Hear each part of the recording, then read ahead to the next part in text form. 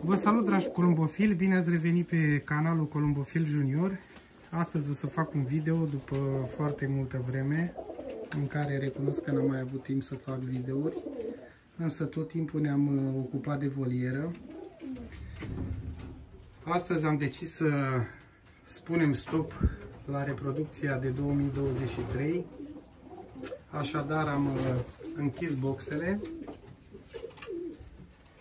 Grătarele din fiecare boxă au fost dezinfectate pentru anul viitor. Au mai rămas din acest compartiment 3 boxe dintr-un total de 12 boxe. Mai avem 4 pui de voltat indian. Avem 2 puișuri aici, în boxa numărul 21.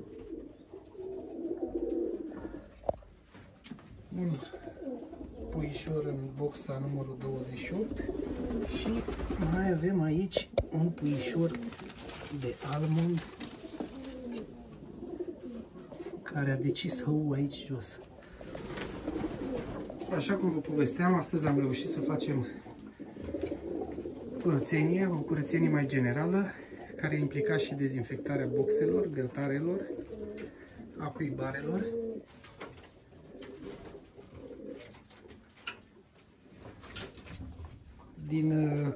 De voliera Columbofil Junior. O să revin cu video și din următoarele boxe.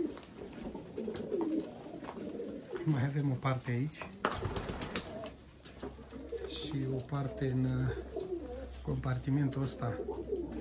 Sper să reușim astăzi să finalizăm cu dezinfectarea și curățarea boxelor din compartimentul numărul 2. Dar o să revin cu un video